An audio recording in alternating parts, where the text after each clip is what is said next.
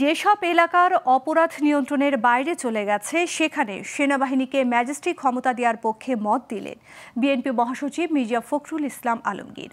পাশাপাশি সব জঞ্জাল দূর করে সুষ্ঠু, সুন্দর ও সবার অংশগ্রহণে গ্রহণযোগ্য নির্বাচন আয়োজনে অন্তর্বর্তী সরকারকে আহ্বানও জানান তিনি। সকালে ঠাকুরগাঁও প্রেস ক্লাবে এক অনুষ্ঠানে এসব কথা বলেন মির্জা ফখরুল। ঠাকুরগাঁও থেকে আনিসুর রহমান মিঠুর প্রতিবেদন, জানাচ্ছেন আঞ্জাম খালেক। বৃহস্পতিবার ঠাকুরগাঁও প্রেস ক্লাবে জেলা বিএনপি আয়োজিত স্বৈরাচার ফ্যাসিস্ট শেখ হাসিনার পতনের আন্দোলনে শহীদদের পরিবার ও আহতদের সাথে সাক্ষাৎ ও আর্থিক সহায়তা দিতে এই সভার আয়োজন করা হয়। এ সময় নিহত ৪ জন ও আহত ৪১ জনের পরিবারকে আর্থিক সহায়তা দেন বিএনপি মহাসচিব মির্জা ফখরুল ইসলাম আলমগীর। পরে বক্তব্য দিতে গিয়ে তিনি বলেন, ফ্যাসিবাদী শেখ হাসিনার সরকার সরিয়ে জনগণের সরকার প্রতিষ্ঠার জন্য প্রায় ১৭ বছর ধরে ত্যাগ শিকার ও কারাগারে গিয়েছে বিরোধী দলের নেতাকর্মী ও সাধারণ মানুষ।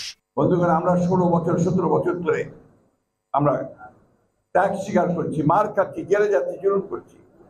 শুধুমাত্র এই ফ্যাসিবাদী হাসিনা সরকারকে সরিয়ে জনগণের সরকার প্রতিষ্ঠার জন্য আমরা সবাই অত্যন্ত আশাবাদী হয়ে উঠেছি যে নতুন অন্তর্বর্তীকালীন সরকার তারা জঞ্জালকে দূর করে তারা দেশে এমন একটা পরিবেশ সৃষ্টি করবেন যে পরিবেশে সুস্থ উপায়ে সকলের অংশগ্রহণের মধ্য দিয়ে একটা গ্রহণযোগ্য নির্বাচন হবে। সেই নির্বাচনের মধ্য দিয়ে জনগণের একটা পার্লামেন্ট তৈরি হবে। সংস্কার আমরাও চাই।